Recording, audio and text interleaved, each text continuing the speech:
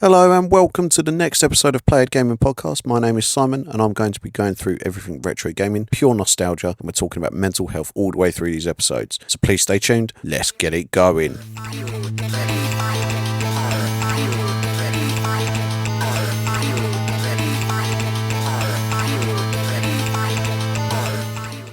Hello everybody and welcome to the podcast. We have got a guest with us today and his name is Lawrence. Hello, everybody.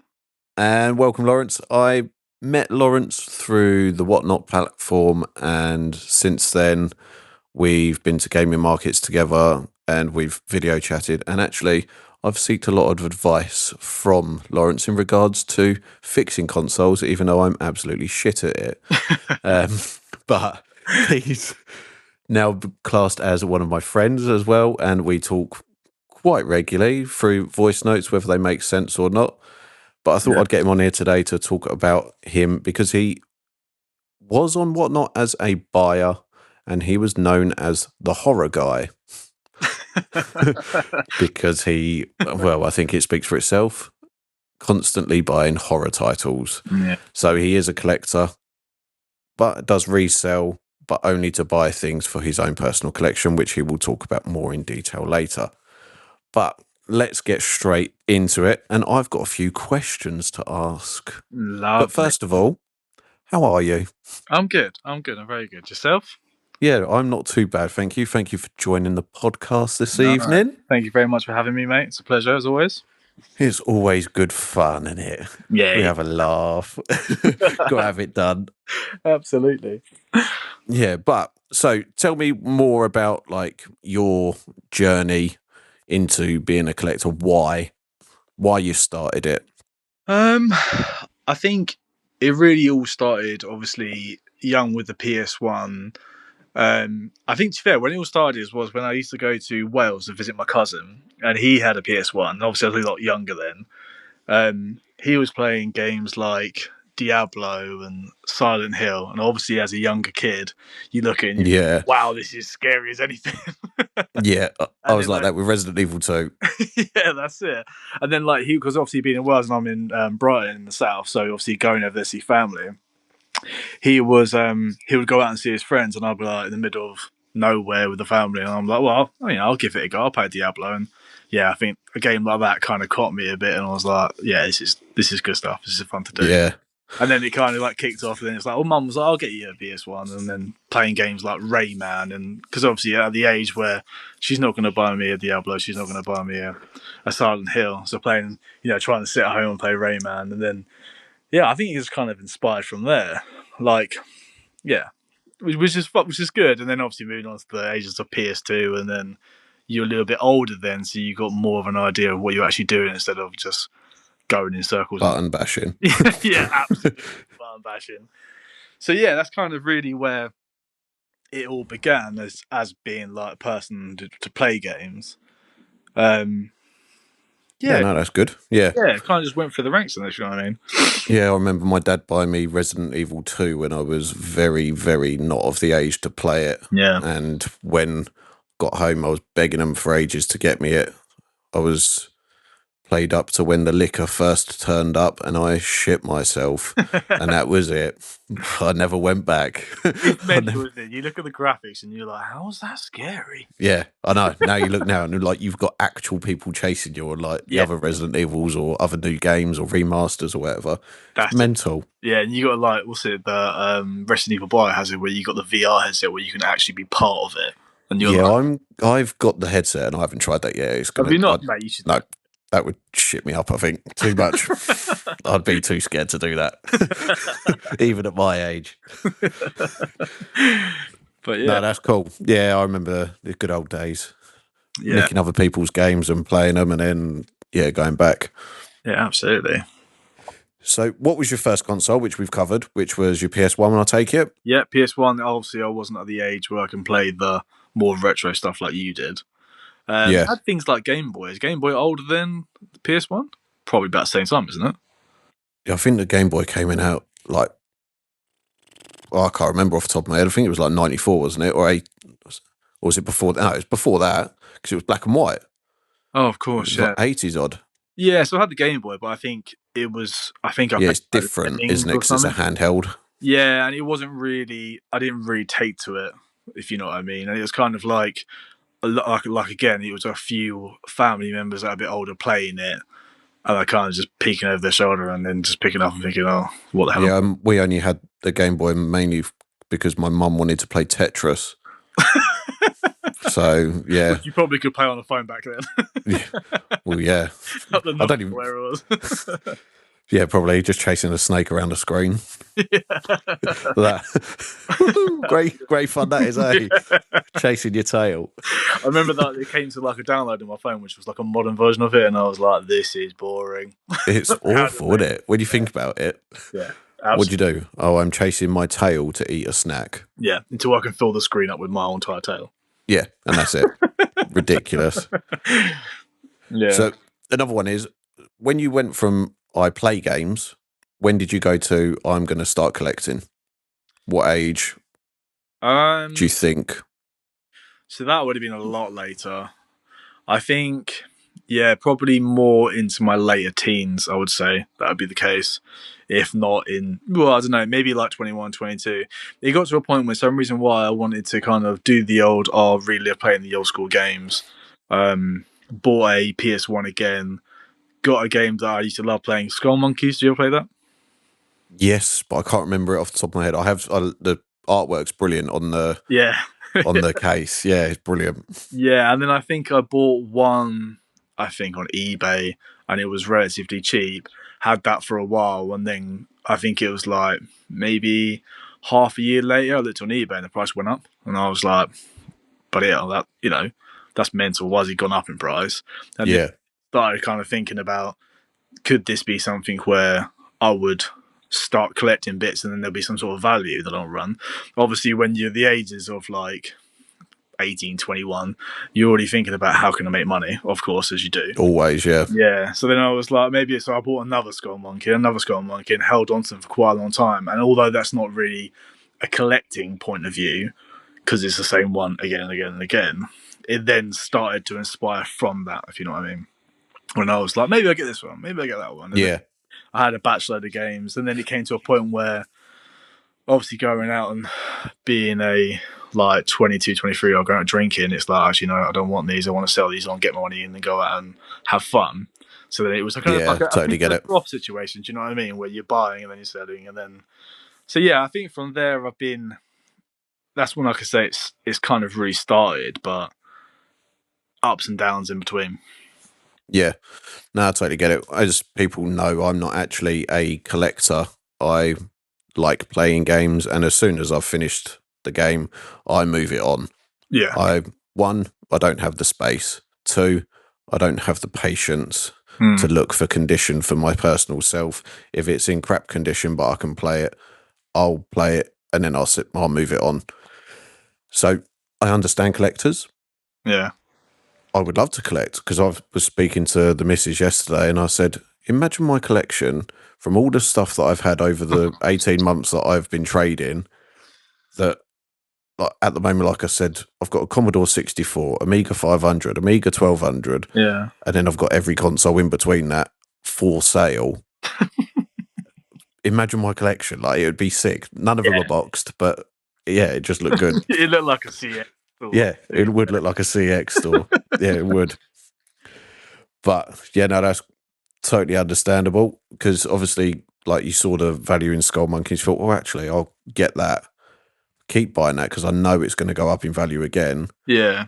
And then did you then move on? So once you'd sold them, then buy different games from that to build your collection, or did you use that money Yeah. to go and get drunk I with? think, yeah, I did that bit, and then I think because I bought quite a few of them, I think I bought five of them, and they did go up in value. And I think you look at them now, I think they're like 40, 50 quid on eBay. They have really shot up as a game. Um, yeah, and I said at that stage I probably sold a few of them, and then I kind of got back into it again, and then started picking up maybe not as retro, but close to modern. So in the middle barriers, you know what I mean, where they're a Yeah, couple of years out, but on the platform of the last. And then I think it got to a point where I was holding them, and then yeah, I think it kind of almost inspired from there, from that situation, and then having stuff, keeping stuff in the cupboard and stuff like that. And then obviously now I'm at a point where I've got Probably a bit too many. A bit too much, yeah. Which I'm very grateful for. Yeah, it took a I nice know me while and to another few other people are very happy with the amount that you have.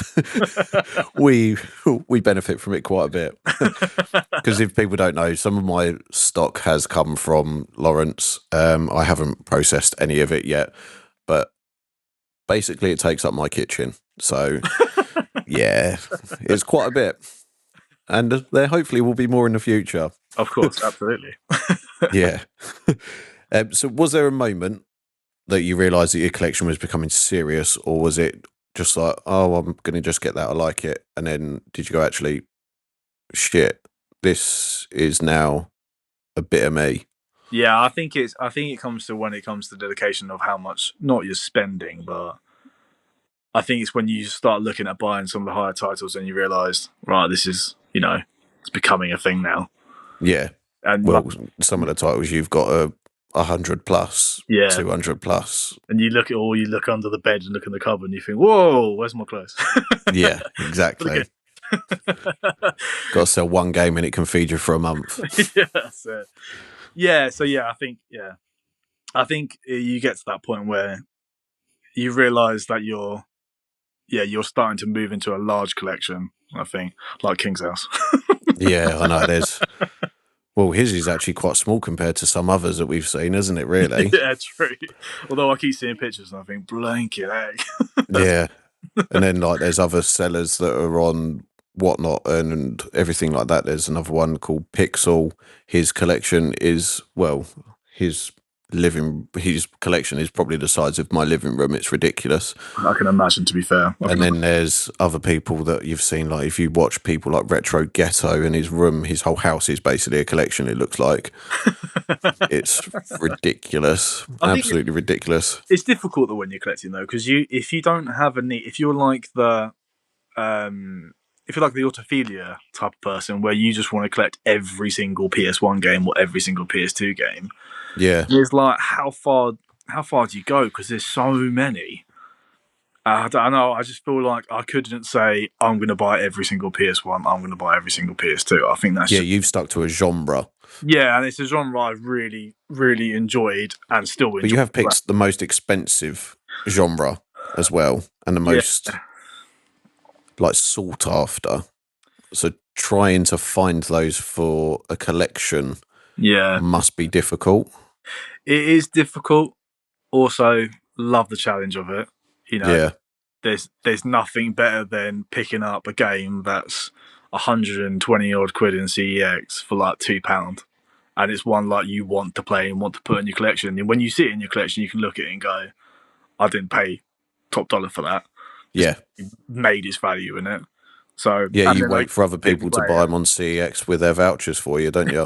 it. Yeah, that one. And Yeah, that I one as know. well. Yeah, that one as well. Yeah, I know. I'll see how this Love goes. it. So, when you're adding to your collection, what do you look for in a game, though? Obviously, we know it's a horror based, but what makes it go instead of, right, that goes to a pile where I have to resell it to get that, or what has to go into your collection? Why does it go in there?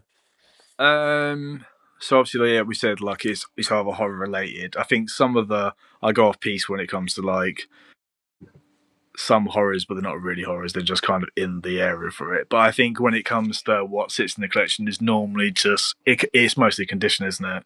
Yeah, Like you're not. There's loads of times where I buy like a Silent Hill, but it'll be in my collection for a while until I want to find another one that's a better condition. So like the manual's nice and crisp. The inlay's nice. The cases don't matter because PS1 cases break, so you just buy PS1 cases and just kind of rehouse them, which are kind of the same. Because yeah, there's been multiple times that people are obviously within the whatnot space. I'm buying the same thing again just to get my one out, sell that one on, and put a new one in. So yeah, it's really about condition. right, okay, Having all the yeah, bits and bobs inside as well. So yeah, yeah. That makes, well, I understand, obviously, being a reseller, that people will always look for that, yeah, and you will get like top dollar for it. But obviously, you're quite niche in the way that you can source things for quite cheap, yeah. which is quite Well, I don't know how you do it, to be honest. Some of the time, really don't. The secret. Yeah, If I'm I the told everybody, reseller. everybody would do it, and then I wouldn't have a Yeah, secret anymore. I'm the reseller and still paying top dollar for stuff, and then there's you, a collector that gets it for a third of the price. Brilliant. Yep, love that. So, with your collection, do you play it? Do you just display it, or both? So yeah, I'll play it. I don't really display it. I'm not the type to have it round the house on the walls scenario like other collectors. It's Mhm. mainly away in boxes, protected in those plastic seals, Yeah, with a little bit of the one of those, silicone gels that you get with your trainers or whatever you get to keep the water out of it. So I don't really display them.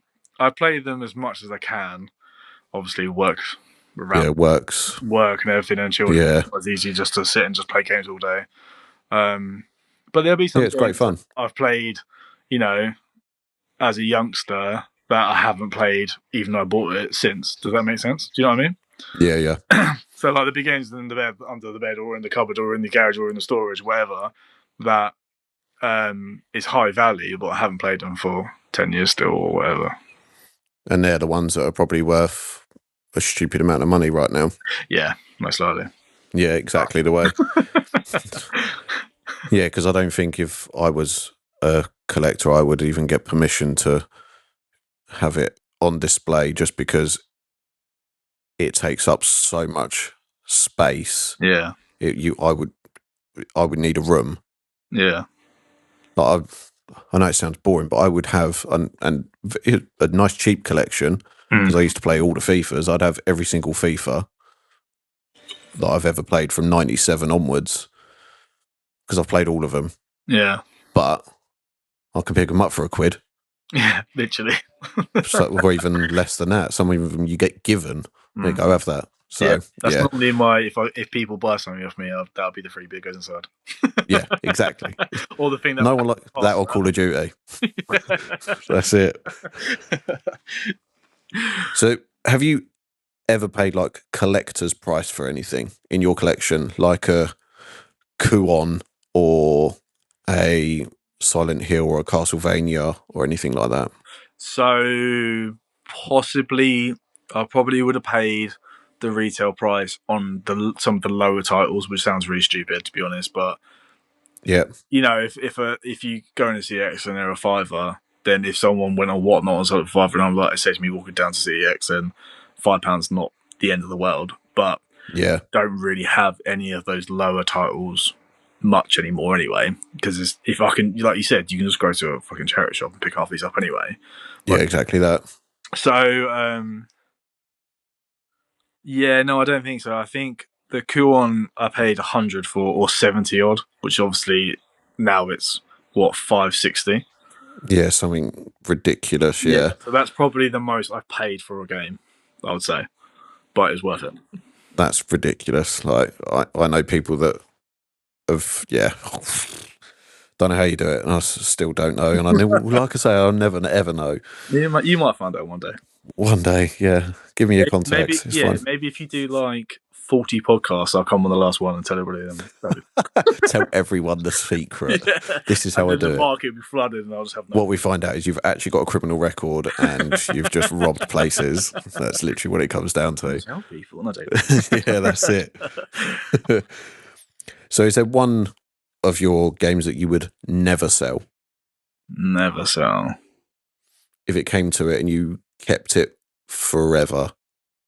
Forever. Don't know. It's difficult. Or have they all got a price?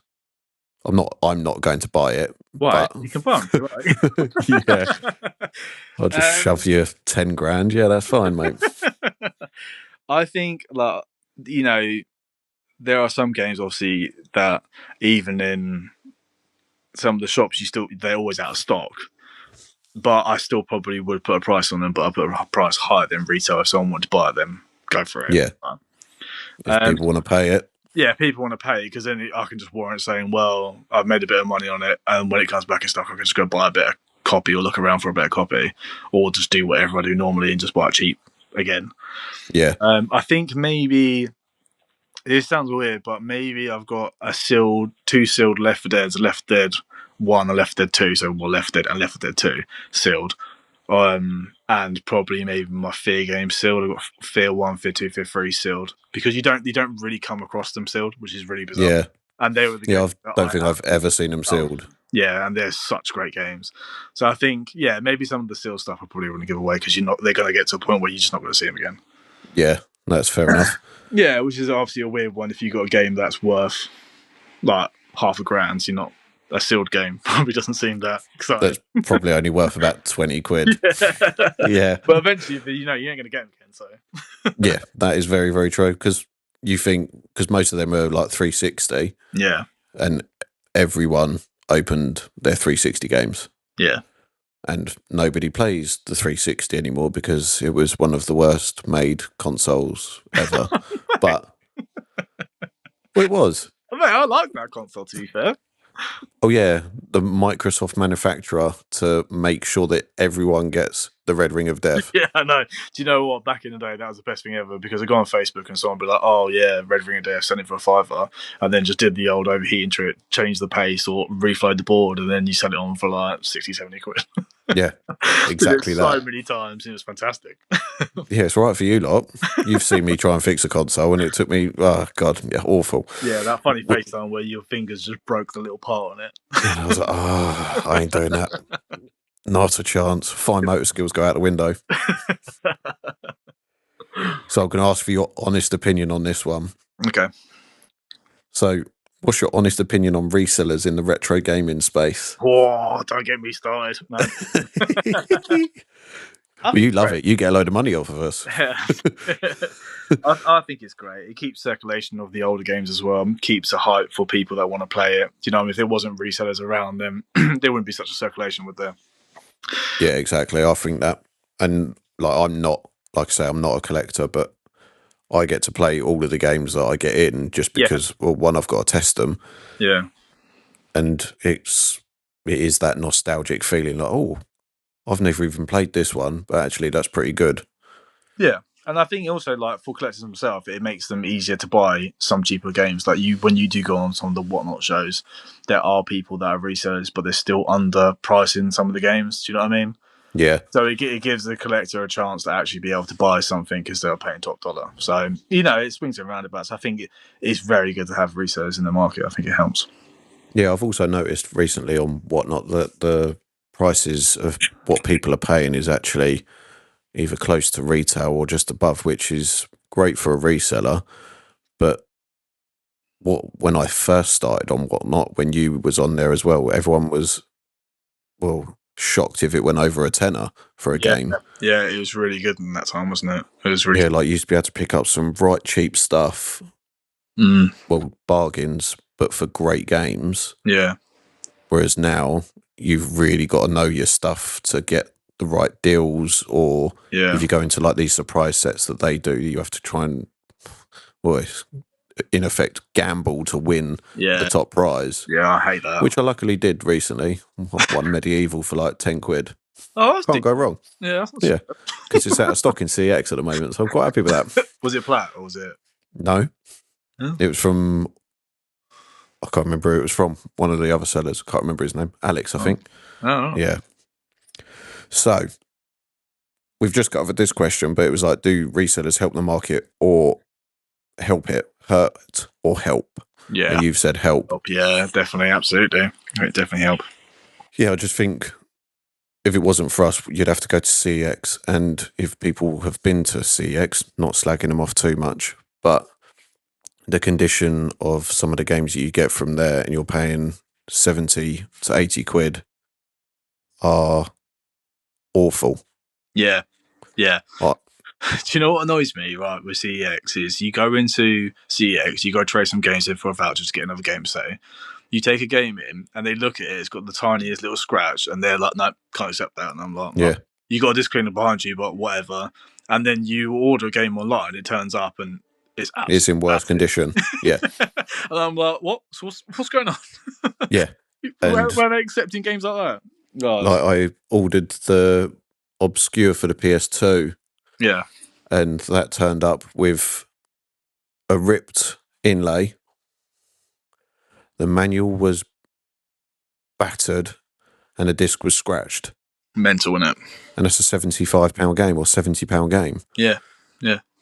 Well, hang on. They got cleaners there. Why don't they just clean them? Well, yeah, if I took in that inlay, they'd be like, nope. Yeah.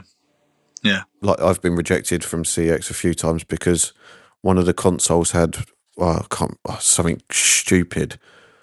I think a bit of dirt on it. I'll put it through as discounted then. Yeah, I know. Can't do that then. Yeah. Why I not? know, it's mental. Right. It's But mental, mate. don't want to slag CX off too much because they how can I say it? They set the bar. Yeah, of course. Like, someone's got to set the level. I think even if you look at the way that CEX prices, I think eBay tends to, obviously the trends tend to follow from eBay, don't they? Like, CEX kind of really runs that market, which is unfortunate. It is, and they are very far behind on some of their pricing as well. So we've noticed that the PS1 market, if you buy from CEX, you could buy it for their full retail price and still make £20 to £25 on most games when you have it on eBay. Bloody hell. Yeah, like Monster Rancher, they're selling for £30, but it goes for 60 to 80 on eBay. Because it's sold out in there at the moment or something like that. There was one that I noticed. Yeah, it's crazy. Yeah, the prices always hike when they sell out, don't they? Yeah, definitely. It's mental. Well, this kind of next question is kind of irrelevant because you don't really worry about prices because you get all of your stuff quite cheap. But have you ever been frustrated by pricing trends? Obviously, it doesn't really affect you because you managed to get yours for a decent price. But for example, like you could have got Silent Hill for, I've noticed some people are selling it on Vinted or eBay for 90. Yeah. And then you see other people that it's sold for 150. Yeah, it's mental. it doesn't really affect me, to be fair. I don't know. Does it affect me? I don't know, does it? I don't know. That was the question. I'm just grabbing a charger. Oh, he's done that and forgot to charge his phone. This is no. Yeah, does it affect me? Not really at all. I think there's been times where no, it doesn't. Sorry. No, there you go. Well, it's just really fortunate for me that I can get games rather cheap. So whatever happens, I'm underneath, let's just say, CEX cash price. So I haven't really got to worry about if it hikes us a bit, then it gets me to voucher, which is not a problem, really. yeah, that is absolutely true. Because for people that don't know as well, when Lawrence was selling some of his stuff, he always used to sell it, or still does sell it, at voucher price. Yeah, if people don't understand voucher price, well, why are you listening? No, I'm no. Obviously, he bases it on the CEX voucher price because you can walk straight in, trade that game in, get a voucher price, get that, and then you buy the game that you want with the voucher that you get. So it makes sense. Yeah, it means that everybody's happy, isn't it? Do you know what I mean? It's just, people can buy a load off me and then they're like, played it, right, moving on, and then just get what they want. So yeah, everybody's happy, no complaints. Also, I haven't got to sit on anything for too long. If I go, I want it for retail, like a lot of obviously the resellers like yourself do, I have not got time to wait. Well, I would like to say I'm not actually retail. I'm a little bit below. So if people are listening, check out my store on eBay. I'm a little bit below on some things. Some things I'm not because I can't. Yeah, no, to be fair, your prices are pretty decent. Just every I have bought stuff off Ed before as well. Yeah, he has, and he has paid full price. Yes, just because I keep Ed happy. Yeah, exactly that. No, I think I've seen you pay full price for a game actually. Yeah, because when we was at the gaming market. Oh yeah, no way, hold on. Did I? The sealed game that you bought from there. Oh yeah, I bought sealed Vampire Knight, didn't I? Yeah. That's true. But you was umming and ahhing for ages because of the price, and you was like, "Oh yeah, but I know," and I was like, "Yeah, but it's sealed." Yeah, I know. I was walking away, and you were like, "You sure?" Are you sure? Because it's gonna go. You know it's gonna go. To be fair, still, would they get it for 25 quid? Yes, I think it was that. Yeah, A something sealed along those vampire. lines. I think that's pretty decent. Well, technically, I've never even played it, so I don't even know what it's like. Oh, mate, it's the best game. But obviously, hard these days without the TVs. You got to get the old retro TV, don't you? Yeah. Now lives in the garage. Well, mine's in the shed. Yeah. Nice. All Nice. ready to be brought in so I can play Time Crisis. I've been saying it for like weeks. Yeah. And bear in mind, with this operation, I should technically be able to have done it, but I just haven't. Well, you got the blue guns. The what they called the G-Con guns. They're called. So Yeah. Yeah, I've got the grey Namco proper one. Nice. Yeah, I bought that from CEX. Nice. And it came to my house absolutely filthy. Like, literally, there was so much dirt, dust, rut. I had to scrub it to even, like, put it in the shed. It's ridiculous. But thank you, CEX. Yeah, much appreciated. By the way, I'm not promoting CEX at all. It's like I a don't get reverse paid ad, to even isn't it? mention them. Yeah. So, another thing, do you think collecting is slowing down or do you think it's growing? Because my opinion is I've seen a lot of people getting into it. Yeah, I think it's definitely growing, 100%. I think also you're getting more like YouTube side of it, which is obviously Yeah, influencing a lot it's more. massive. More, yeah. Yeah, it's definitely growing. Even like going to the car boots now. You know, some Well, people, yeah, the resellers, they've gone mental. Like they're going to cars before they even enter the venue. Like they're doing their local shopping on the Saturday and then Sunday car boots going around, and they've already fucking approached them. yeah, it's mental.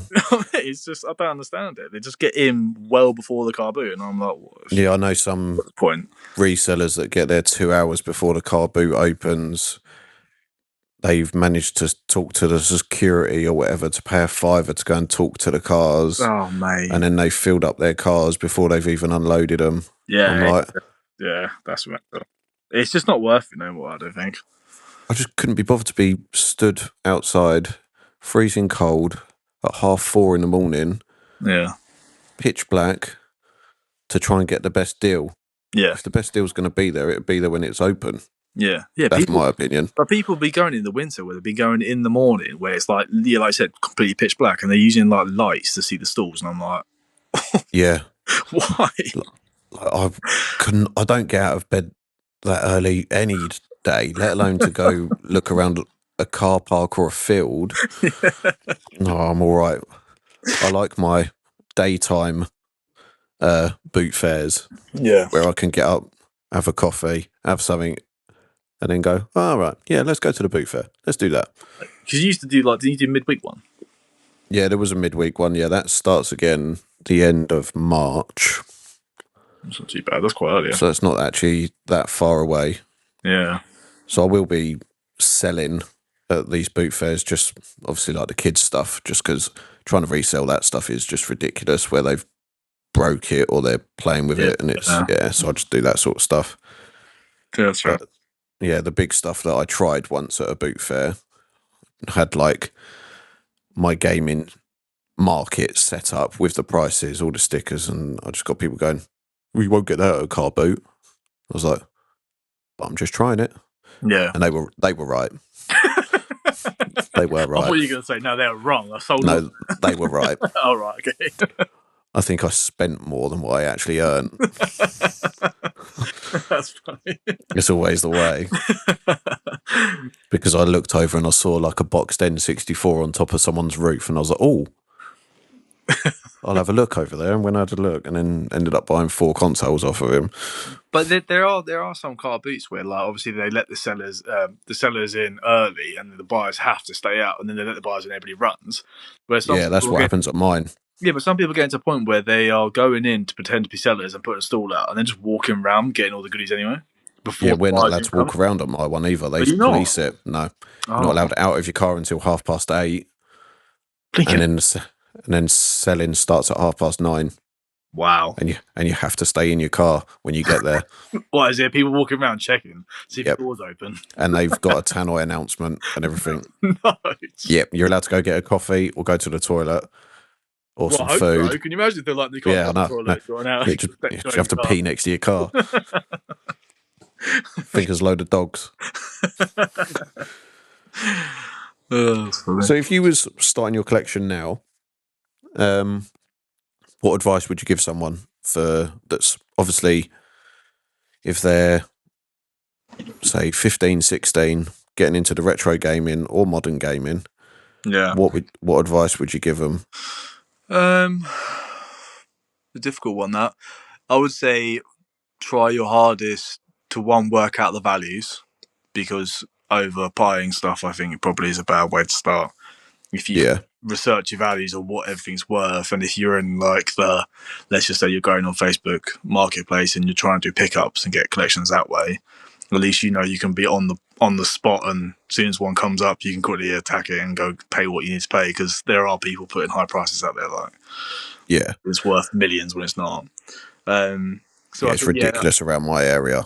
Yeah, I'm like, well, yeah, I So understand ridiculous. that. I think I kind of gave up on the Facebook Marketplace side of it now. It's just too much.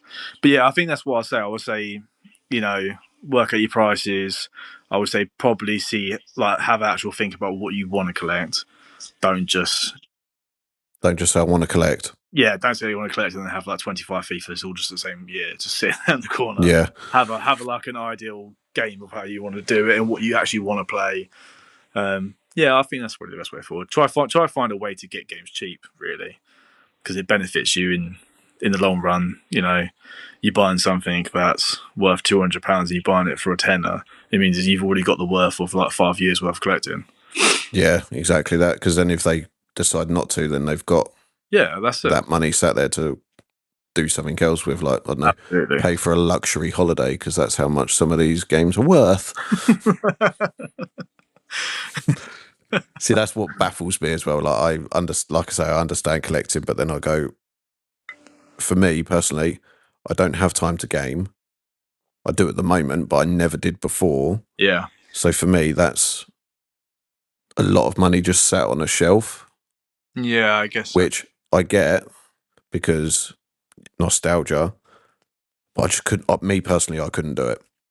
Yeah, I just couldn't do it. Like I said, I was going to start collecting, and I had started with like the boxed Super Nintendo, and then as soon as I saw the value of it and thought, well, I didn't pay that, well, I'm going to get double that. Yeah, and then I did. I got double that, and then I bought it back off the bloke anyway for less than what I paid the first time. So yeah, mental. Crazy.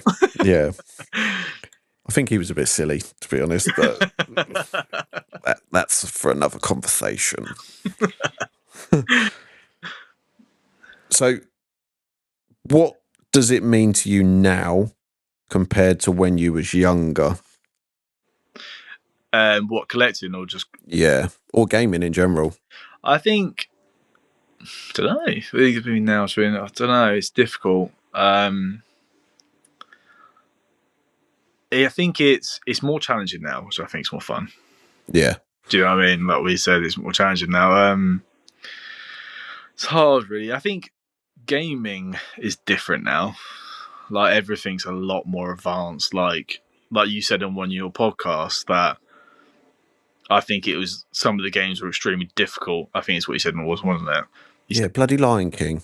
Yeah, that was it, Lion King. I remember hearing that. It used to do me in every time. I always go back to it because I always struggle with it. And it was one of the games as a kid, and I was like, I fucking can't stand it. But I love it, and I kept going back. Yeah, that's it. And then I tried to play it recently, and I'm like, I still can't get past the same freaking bit. I think it's mental when you have that, like, you play an old game and you realise exactly where you got stuck, and you're like, there was points where I don't actually remember what happened past that, because I think I got so stuck. I was just like, that's it. Put it away.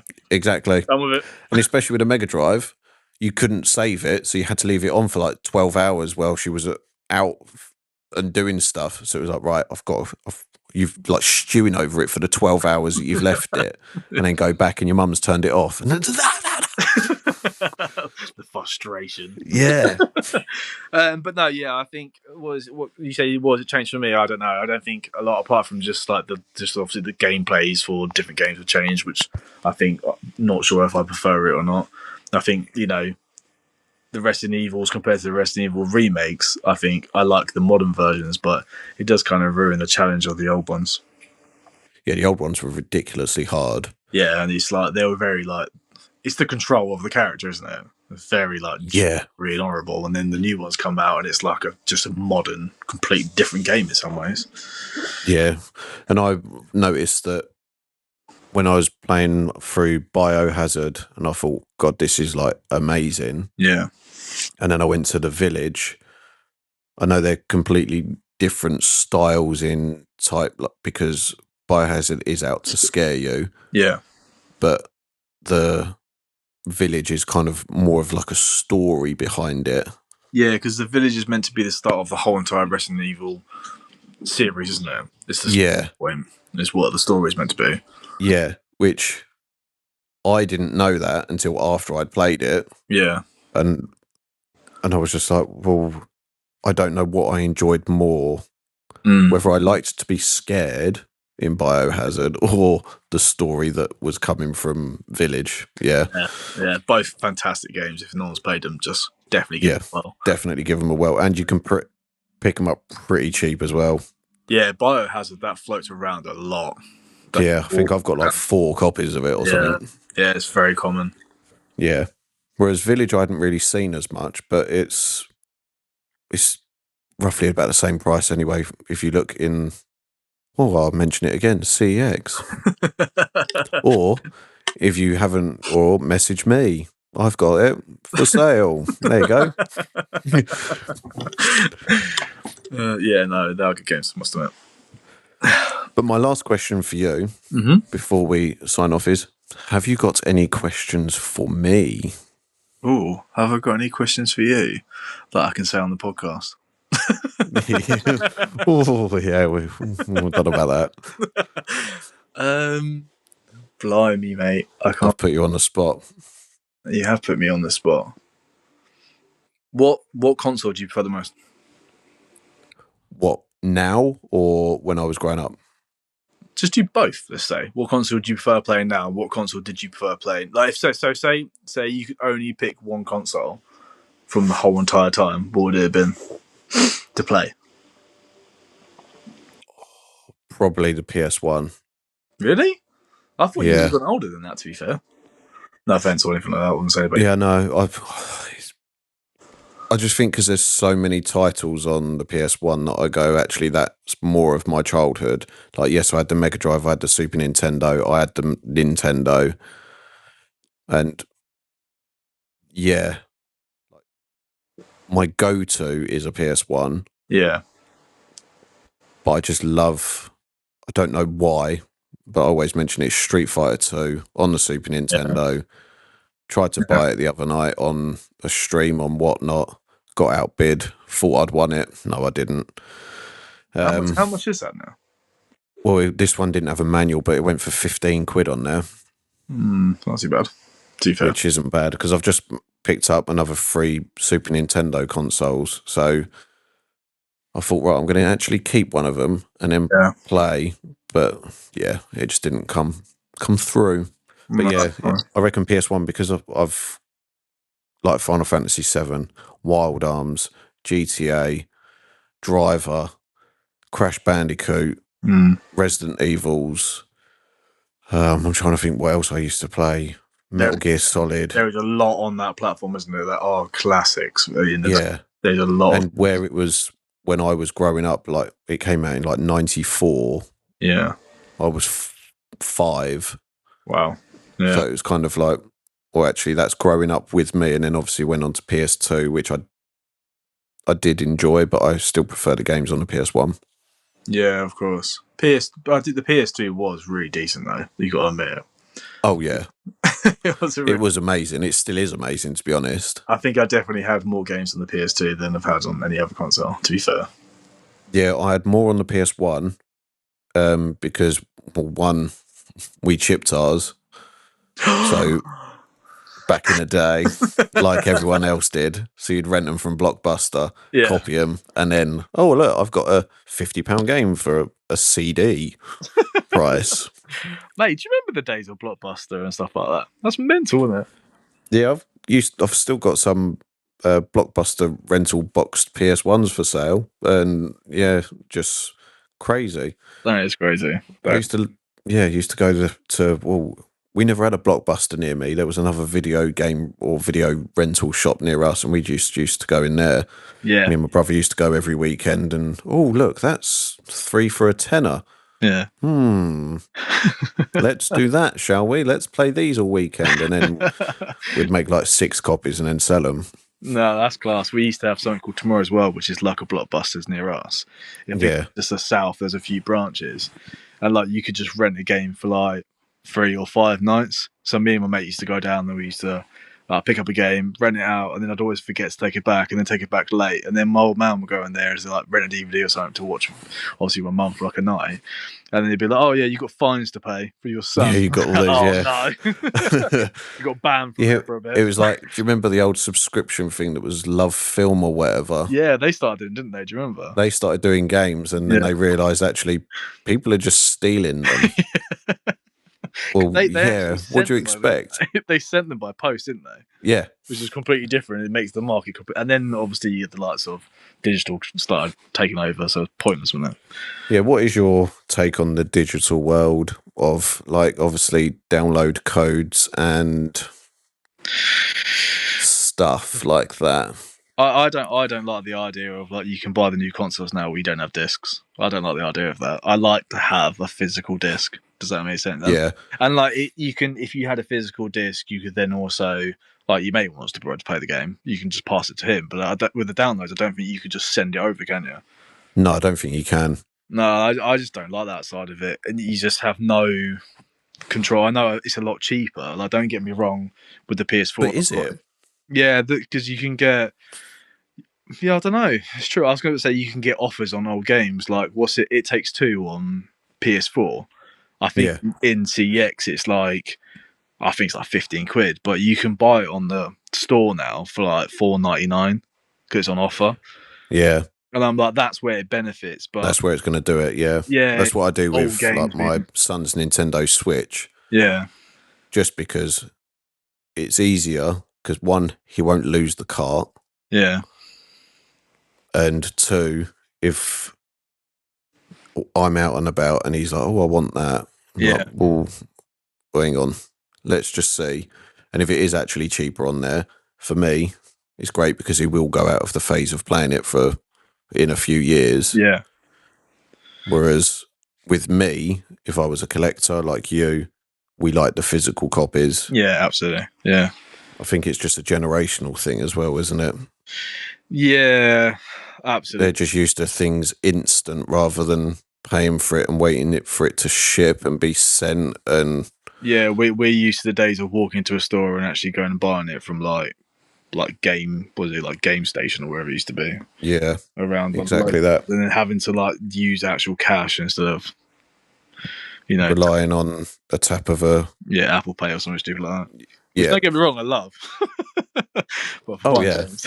But it's also like it's having a manual, isn't it? Having a manual inside of it. It's not like I sit there and get every manual out and read it like a Bible. But it's just nice to sometimes look at the artwork on it. Do you know what I mean? Like some of them have got what was it like? I know it's a Switch game, but the Sonic Mania game that comes with it has got a little art book that goes with it. Yeah. But if you don't get that, then you've got the digital download and you don't really get the most out of it. Yeah, it looks nice as well with the sleeve and everything. But yeah, absolutely. So yeah, but the digital side of it is not as fun. No, definitely not. Yeah. So I think that is going to come to the end of this little guest appearance, and I hope you've enjoyed yourself. I have. I've very much enjoyed myself, to be fair. Yeah, no, it's been a good laugh. I feel like, to be fair, this could have probably gone on longer. I could have just talked for ages, but I think people just get bored of me. Well, there's always the next one. Yeah, there's always the next one. Yeah. No, I appreciate you having me on, mate, and then make sure everybody listens to this podcast as well. Thank you very much for joining, and cheers for the support, and Well, everyone else, thank you. And I hope you've enjoyed the podcast this evening. And we shall speak to you very, very soon. Take care, everyone. Bye. Bye.